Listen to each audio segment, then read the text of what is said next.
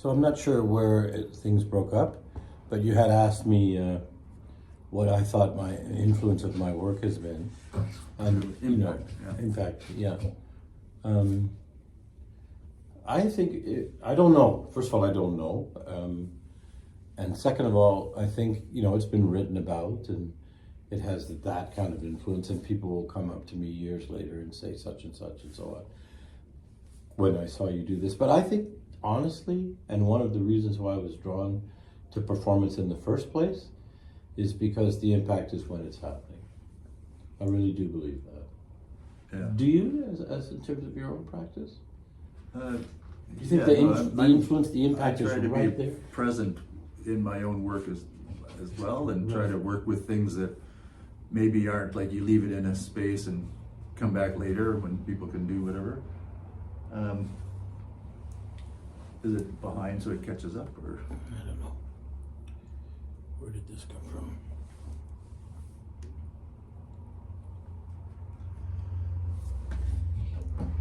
We're just going to take a 1 minute pause here. Where did this even come from?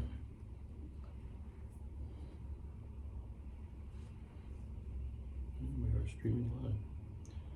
Okay, there we are. There's a few 15-second delay, something, but we're there. Yeah. Do a gesture with your hand.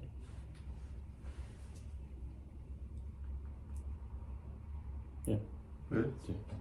All right, so you were talking about being present in when you're doing whatever action or performance you're doing. Yeah, like being there, part of it. Kind of lost what we were. Okay. Like I was asking you about your. Like, yeah, I responded by saying I think the impact is in the moment of acting, or that's not acting, doing. Yeah, I guess I want to ask though, like, because what kind of impact you've had? It's kind of a hard question to ask. Maybe it's more like, what was your work about? What did you do? Because in that way, and I think that's in a way that's all we can really do. We can't control what other people think. We already know that, right? We can influence things. We can put things out there. We can hope. You know, that's what marketing departments and advertising and everything else is about, right? Getting, that managing the interpretation of things. But maybe from the perspective of this project, and I did, Kim and I were talking about this just earlier, but this idea of, because I was asking, your project in that kind of broader picture of archives and this kind of collection and your self-editing, your collection, she right? talked about that. Yeah, and I think that's kind of more that's the agency space we can live in, that we can access, and that is actually maybe the truest or most honest space for you and I to kind of hang out and talk about, because it is, because I'm asking what's going through your mind while you're doing this. I'm interested in the impact of this process and you as an artist in your contemplation of your practice, because that's what we can spend time with. All the other stuff is other people and other institutions, and it's interesting to grapple with, but while we have the time, we should spend it like talking about, well, what are we thinking about in terms of how this is something to what you've been doing through your practice, right, through your career. I'm still interested, in working with you in that kind of curatorial, creating context mode, to kind of learn more about your previous work, so that the stuff that you're doing now, like the bits and pieces and the clearing or the editing or the focusing, or because now that it's on my mind, it is a little bit more like, oh, you're just still making the work. You're still making what the interpretation or what the work still can be or still is, right? I think that's kind of the space that this active project or this kind of the research part is like, it's what's going on right now. Like what was in that way. That's to me what's interesting. What's going on right now? Him. That things that creative people or whatever we're using the art kind of term is out. Other possibilities that are just as absurd. It's kind of that influences, well, what counts as something that's, I don't know. I don't want to use any of these terms because they all seem kind of in the 12 or 1,200 people that it influences. But it has exactly what you just talked about, Doug. It has a moment in people's memory that may or may not ever resonate, but it could resonate in the strangest of ways. like you were just using the example of someone telling her what was, and that, I guess in a way that's how art circulates. It can. Yeah. It can. I think, just to keep it in the performance space, like, that's definitely something that I enjoy about in that practitioner kind of perspective of doing things that, Are weird. Well, kind of sometimes that's what's interesting, right? It's like there's so much in a space that is managing those types of spaces, or that there's only, and I don't know. There's so many things, and I don't want to get pinned down on it's like, oh, it's only this or that, because we know all these types of things.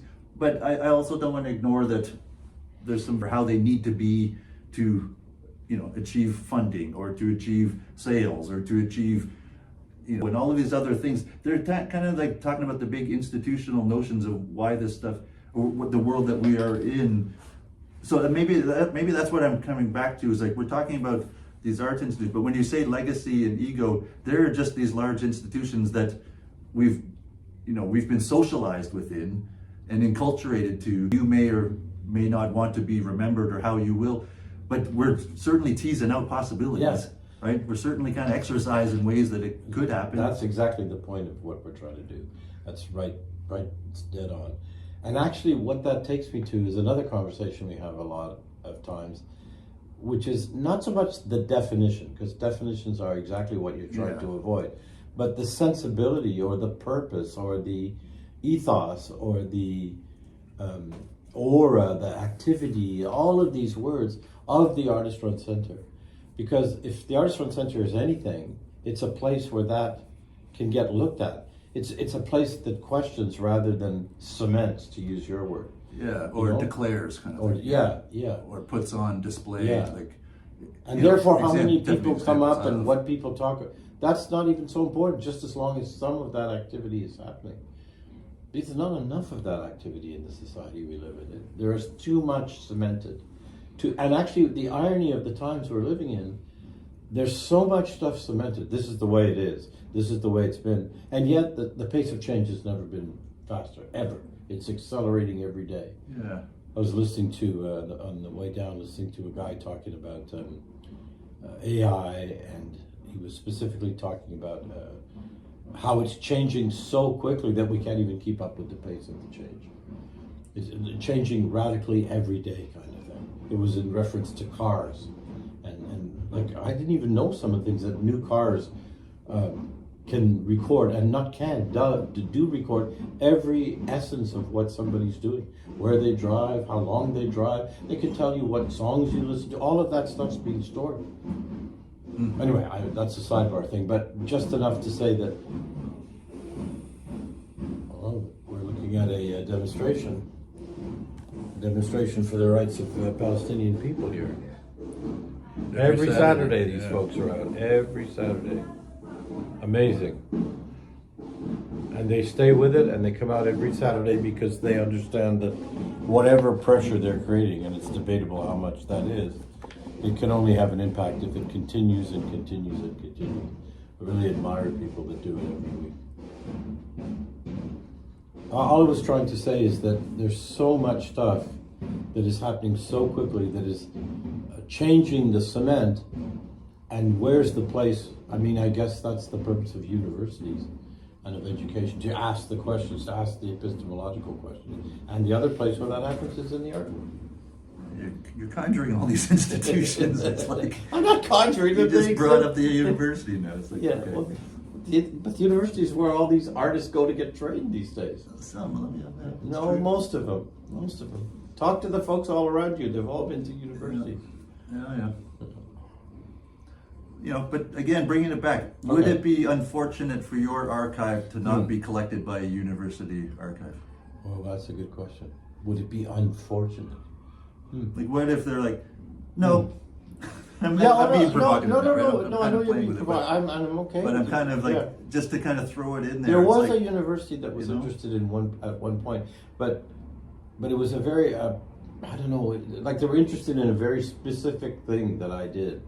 So I don't know that they're really, I don't know, I don't even think of it in those terms. That's why I can't really answer the question. I don't think of it as, oh, I really want a university to collect this stuff. This is my goal. I just want to organize it in such a way that whoever wants to look at it can find a way to look at it, and so I don't leave a gigantic mess for my kids. And that's what I fear the most, actually, to be honest. Sure. Somebody has to go through 50 years of posters and notes and So what performance videos. what have you gone through in the last few weeks? Listen, What, not enough. But what I'm interested in that. Like, what has occurred to you where you're like, if say, for example, 3 weeks ago when you started, we were talking about stuff. 3 weeks later, what has occurred to you where you're like, oh yeah, no, I didn't anticipate that, or it's way more. Like, what's kind of come to mind? One thing that comes to my mind is realizing stuff that I did that I had forgotten about. Oh yeah. That's really, I've been taking notes along the way, like, oh yeah, that performance. Oh yeah, when I was in, wherever it was, when I was in Ottawa, I did this, and that. So that's useful, and that helps. I do have a website under construction. It's listing performance. So that will get updated. So in that limited sense, it's been useful. But that doesn't really help with the sorting of objects. And I don't know that I've sorted that much stuff while I've been here. Yeah, there's been some sorting, but... Have you come up with any new, like, what we would call categories? Yeah, Or, I have things them where here you're like, somewhere, yeah. oh, I didn't realize I... They're around here somewhere. Yeah, I have. I made a little chart one day when I was thinking about it. But I mean, I also need the advice of somebody like Kim. Maybe I'll even talk to her again. And I also would like to talk with other artists of my age. That would be a really good thing to do, about their archive and how they've organized their stuff. Yeah, and I think it's funny because we're talking, or just in that way, it's like it's artists having archives. Some people are very conscious of it, right? Yeah, Because they are. we're aware of that, and they have the museological processes, They've acid saved free everything boxes, and organized it. Yeah. and it's been a part of their way of practice, since the beginning. Even using archival paper as a conscious decision, or certain kinds of inks. Right. You learn that in the kind of education systems to kind of say, if you want this to persist, which is an interesting question in and of itself, right? It's like, well, why does that paper not have to be acid free? Because who cares if it? Yeah. But it's like, and in fact, you could deliberately make it not on acid-free paper, so it would disappear. Yeah. So I think I'm interested how this project, in a way, or talking about archives and sorting in a broader sense, how it brings up what existing systems are we not quite aware of, that what we're complying to, or what we're responding to unconsciously, right? And how can we kind of go, well, yeah, because this question of can a performance be documented or not, and what's that relationship to art? It really is, well, are you trying to sell some part of it? Are you trying to make money, or is it about the experience? Like, those are all the things that, sure, any kind of performance artist working in contemporary context is going to be addressing, right? Like, how do they sustain their practice? And I think these are the parts that there's just so many things that kind of go into that, to the architecture, the site map of how you, and we could do that, thinking of you, like, how did you sustain a practice in a Canadian art system that you could actually have a bunch of stuff that even has a remote kind of notion that it would have impact or meaning in a system, and that you have influence. Because I'm not asking you, like, have you, we know you have, right? And you can respond to that however, but I know that you have had an impact, and that's part of what is interesting about this, to watch you kind of go, well, where do you sit within that? And as you're finding things, that I keep coming back to that kind of pizza advertisement, because it was like in and amongst stuff, but this idea that the next page that was beside was super important to something that you did, but it was there in some kind of, now it has this kind of interesting proximity. It's if there's a video or some other record of it, then the provenance is then tracked in that way. Otherwise, it's just another thing. But everything, as I'm saying all these things, we have creative minds ourselves, and we do a lot of work in real time to make meaning for the things we're talking about. So when I'm asking, do you have any new categories? You could say, you know what? Well, you've been doing things, but it's like we're answering each other's questions in kind of a standard way, in that way, but you didn't say, oh, I've got and then pull out this elaborate thing that like, oh my god, okay, you made this, or like, but that's kind of, again, that's where we're trying to figure out, where do you go with this stuff? Because yes, a lot of it is practical, and I don't want to lose sight of that that awareness of you got a bunch of stuff. We all have a bunch of stuff, and I think that's something that we can relate to. Well, some of us have a bunch of stuff, But what do you do with it? Everybody's got some stuff. Yeah, and we have connections to it. We have Yeah. psychological Yeah. connections Yeah. to it. Like, I don't want to diminish that. We have emotional connections to things, and they're not always visible to other people. And there's a whole industry around that, right? You know, and we're talking about things, and sometimes it is incredible when something can steps outside of our own little world, and it becomes like recognizable. And it blows my mind sometimes. And you're like, how is something so recognizable? We see the industries, we see the systems, you know, of image propagation. We can understand it, but you know, we're talking, I feel, intimately about, you know, your world in a way, the things you've collected along the way, and that to me is there's some poignancy there that I want to spend time with, because that's what kind of will resonate or can resonate, right? There's something there about that, you know, we've talked about this, that vulnerable space of it, that it's not just things that could otherwise be recycled or turned into something else. It's you grappling with your own time spent, you know, and that's to me is like, that's a nice space to hang out, you know? It twigs two things. One, thinking of Duchamp, where he and other people of his generation designated things as art that were not art. So much in the so, system of the time. yeah, at the time. But lasting, I mean, I've seen the urinals a couple of times now. But so much so that the original urinal was broken and smashed somewhere, and that 8 replicas had to be created. So, like, it blows my mind. Yeah. Because, and why? Because he designated, and you know, I don't even know if he signed the other 8. I'm not too sure about that.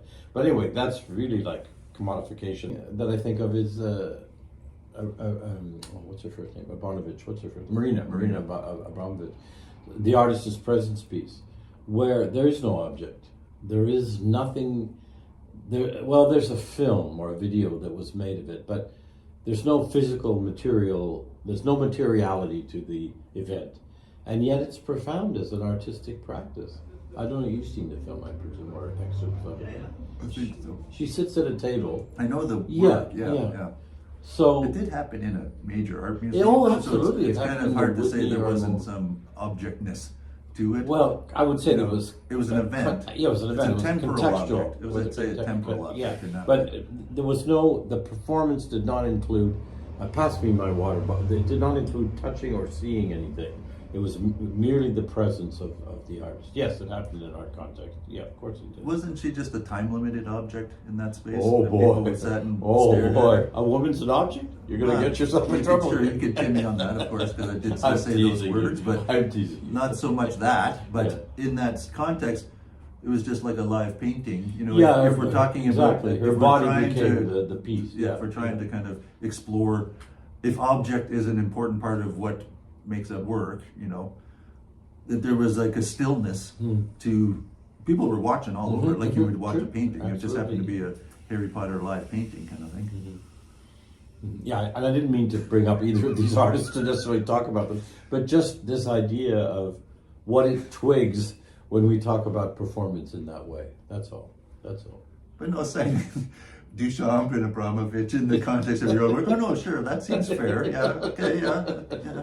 Yeah, I compare myself to know. them all the Yeah. time. Yeah, I think I'll have the same impact as either one of them. Yeah. But you know, just in the, you know, joking aside or whatever we need to say to kind of, it's, to me it's still the world, like we're still sitting here amongst this stuff. It hasn't gone away. We can talk about all of that, all of those other examples out there, and they help us kind of give it depth or width or whatever, but it still comes back to the practicality that you've got some things to work with, right? And from what I'm learning from your conversations with people, I do think I think you're using sorting in a liberal kind of way. I am. You're applying sorting to lots of different things that are kind of otherwise people don't call it sorting. Exactly. And I was thinking about that a little bit just one time when I was just hearing. I was like, yeah, sorting to me became like, so the object question is actually important because sorting and objects are kind of connected. They go together. Yeah, and maybe we're talking about an objectness, like it needs something has a defined entity or you know, something where it's not just an array. You know, unless you're sorting an array of arrays, right? Like it's an encapsulated kind of thing. That's the thing that You can be sort sorted. feelings, because that's the thing people object to most. They don't like me saying. Well, it's you know, in that way, if we're to talk about, it's like, well, how aware are you of different emotions that you may be having at the same time, and then you're going to move them around and put them in a different configuration? Not at all. Right, so Yeah. in that way, it's kind of like I'm sorting my emotions out. I'm processing emotion. Yeah, but that was like, what people say. I don't know if I have that emotional intelligence to say I'm experiencing 5 different Yeah, emotions yeah. right now, and you know what? This I'm one going goes to just here and this one. metacognition Yeah, kind of go in, yeah. and I'm going to No, put these two I don't together. have I'm going to that sort. either, no. I don't think I have that ability, neither. right? So, But we do. to be able to treat emotions as that Maybe thing that is we do sortable. Maybe we do it subconsciously, is what I was thinking. And people did object to that specifically, exactly what you just said, actually, that nobody's doing that. Maybe therapists could do Maybe it. somebody, right? Maybe therapists. And So- in fact, that's kind of their job. Yeah, and yes, you know, sorting through responses, or you know, Yeah.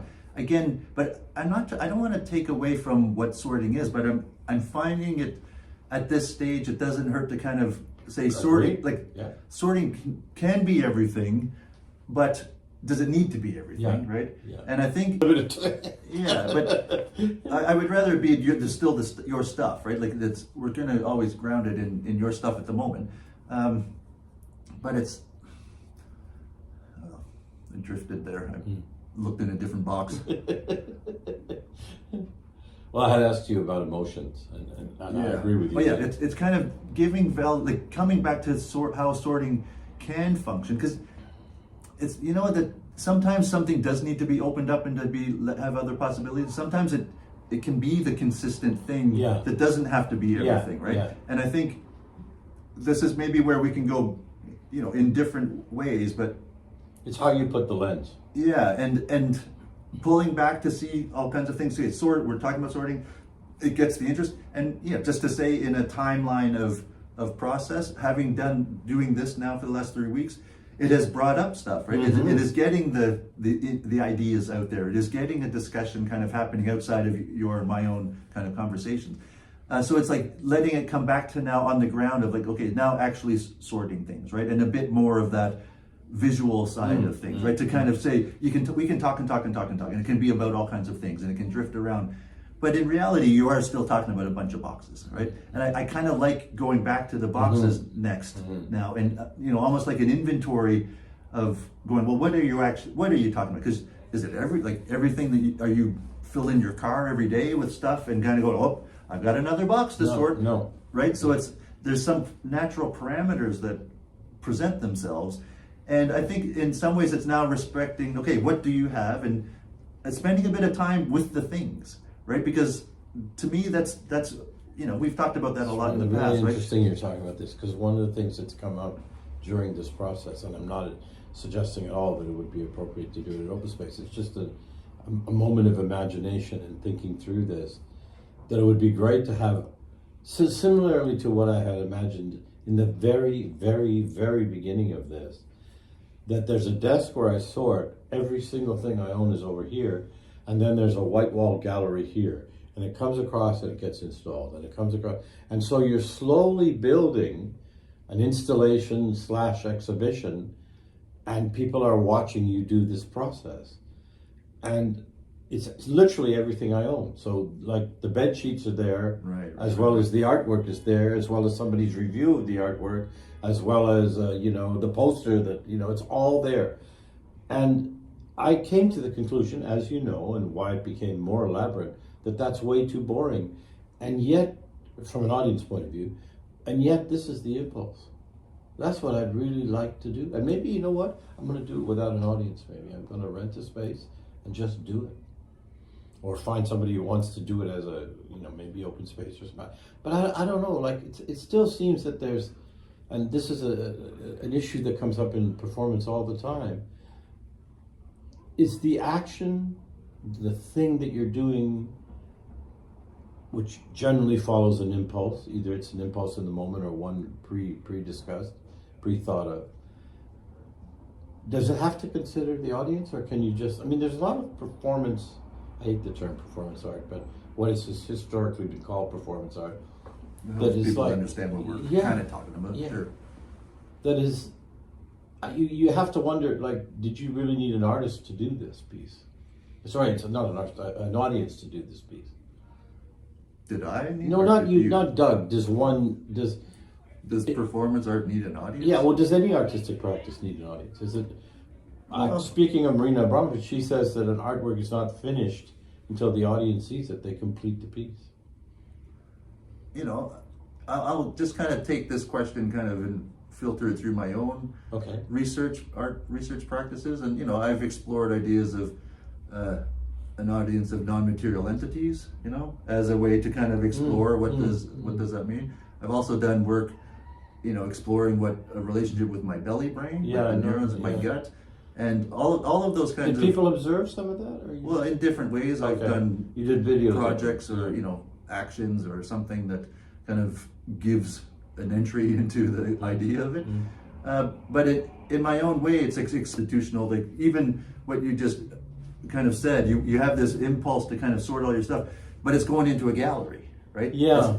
So it's still constructed. But it's not necessarily a gallery, a white walled space. And the idea is, I'll just be honest about this, Doug, it's less about somebody coming to see it and more about, I want to see the order. Yeah. And maybe let's just say, because it's easy for us to kind of keep challenging each other on what, you know, what is necessary for us to kind of validate what we're doing. But yeah, let's both agree we want it to be in an art context. That's what we're talking about. Yeah, so in that respect, whether yes. So let's not, we don't have to Agreed. poke each other about that so much. It's But the like- audience question. Exactly, because when I'm exploring the belly brain or, you know, non-material entities as audience for my work, it is in an art context. Absolutely. It's not just in some other kind of space. It's not in a leisure magazine. No, it's like, it is kind of going the history of art. Although it would be interesting in a leisure magazine. Yeah, but it is our own, like we're talking about our own practices as ways of engaging with the work, what the art kind of context has presented to us to respond exactly to, right? And I think that's fair, and you know we are both deep within that, right? And so let's give ourselves the room to do that. Now, is the audience? I think that's where it's kind of like who are we paying attention, like. The way audience can be perceived these days as a little blue thumb on a computer, like I think it's a different question now, right? Yeah, I think it's. right, I think the idea of like, do you need a photograph of your action out in order for it to exist? Well, I don't know. Trees are watching. The wind picks up a scent. Like, there's so many things going on that who is perceiving what and how is it being perceived and as we know, every YouTube influencer, you could have 4 people watching you. And 2 weeks later, you could have 400,000 people. Yeah. That's how quickly it can change. So I think we have to kind of maybe not, like we certainly have not exhausted in any way. We're just getting into what an audience means, but it's a whole other conversation, right? Like I think, and then putting it out there, it's like, yeah, really, what does that mean? You know, in a time when it's you know, audience, it's. In some ways, the idea of a broad audience or a general audience, it's a myth, or it doesn't count anymore. We're talking micro moments of perception. There used to be a field of study called mass communications. It sounds so 1960s. You know, and it's still obviously it still exists. We're citing you know online like something going viral, which is mass communication, but how we situate ourselves in our own actions and processes and practices within that, I think that's an economic question that you and I have kind of come in. It's the cultural economics, or it's the, you know, and when I'm asking, would it be a shame if a certain or institution didn't collect your stuff? That's an economic question, kind of in a way, right? Because you could say, well, what's that matter? But if you spend your time and you intentionally kind of spend time with your work while you're here, you know, in the world, well, then that's something. Right, and I think we have to believe that too. We have to give ourselves that agency, or else why would we do anything, right? Like in that way. You got me going now. I've got boxes of stuff that is remnants from performance, and I've toyed this whole time I've been here with whether to bring them or not. You know, maybe I should have. But maybe procedurally, I would say in part of this process, you've set this whole. Like YouTube streaming thing now, people can still watch you. You can, like, whether the space is happening in this. Yeah, no, true. Yeah, I could continue doing this. This street window is beautiful. Like, there's no two ways about it. It's a beautiful view. Everyone should come and see it. But I think this idea I do it from my bedroom. Yeah, like this idea of maybe not is an audience important, or what is the, you know, existential question of audience to an artist. Why not like build on it, like build it, keep the conversation going, right? And using these tools to help engage. Because I don't know, I've watched you just kind of talking to yourself right here. It's all good, you know. It's like people will hear parts of it. I don't, you know. It's like let's keep it going. That's all I could kind of offer to say. Just keep doing it. But you've been saying that for a while. Yeah, but keep the, like, if you have these boxes around the project, I want to hear you musing about what those things were, right? You know, and let's just say we know the value of having people talk to the things from their past or from their archives. I'm sure there's tons of people that we would say, oh, could only have them back to tell stories about this. You do still have an opportunity to talk to the things. Whether you think anybody's going to listen to it or care about it, doesn't matter, right? You still have an opportunity with the technologies around and the, like, again, consciousness of within the, you know, your sorting process to kind of go spend time with it. Spend time for yourself. But you've seen the impact of, if you are engaging with it, like here, well, it draws other people in. It is curious. Like all these things we were talking about, going, let's talk about this. It still tracks, right? It still resonates, right? It's like, it's still interesting. It's a problem that I've had. Like, I have never been able to surrender, and I don't know if it's good or bad, but to the idea that I don't have to think about the audience. I'm always thinking about the audience. That's fair, Yeah, I know, but there's plenty of my contemporaries that would say to me, don't worry about that. Don't think about that. You're doing an action. If they get interested, they're interested. If they don't, it's okay. And I'm not thinking so much in terms of, I have to shape it to not that kind of, you know, not that kind of, I have to give people what they want mentality, no. But just that I have to give them something that they can understand, which is different. Yeah, well, I'd say you've done a good job of providing a variety of options for people to understand here, right?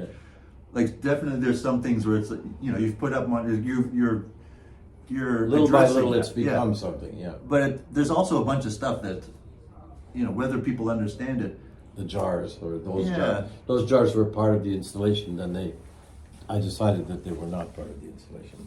Where are they? And maybe, you know, to wonder if people understand, maybe that's a bit, you know, people can perceive stuff, they can see things, you know, they can kind of, but to understand, I don't know, how much work are you putting into it to have them really truly understand? There we get into a whole other realms of interpersonal kind of exchange. But it's also a conversation about communication. I mean, whatever art is, and we can talk about that till the sun goes down, literally till the sun goes down, it still is somehow about communication. Yeah, and maybe this is something that comes about as you talk about your practice, right? Because you know, when you say communication, that reminds me of that you've talked about it, and the kind of the social science kind of aspects of things that you learned in your time. But I think that's what becomes interesting, you know, in a storytelling way. If you're going through the works and kind of going, when I look back at this is what was going on, or I'm looking at this work from 1992, from 2026. No, there's a lot more going on now. And that, you know, is that some, you know, this you're kind of setting up a system with the sorting that it invites that, right? It invites that reflective time on things. That's partly what I would like to do in some kind of presentation. Not necessarily that literal, but by that illusion. So not illusion, allusion, by alluding to events that have happened that I've helped to create and what their meaning is in 2026. Exactly that. What's the time getting to be? It's 4:30. Oh, not way. We've gone way over time. Our sponsors are going to be not happy. They're not getting their. I said to Doug, because I cut the time a little bit by talking with Kim for a few minutes, that we would have to be careful and be precise because we only had 45 minutes, and we've taken an hour and a quarter, and we've been anything but precise.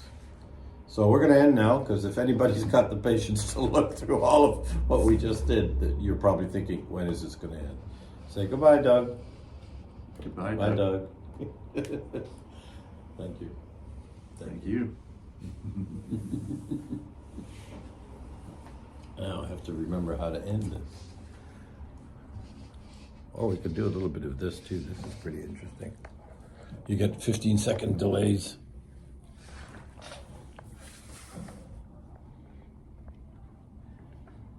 What do you see on the screen behind me there?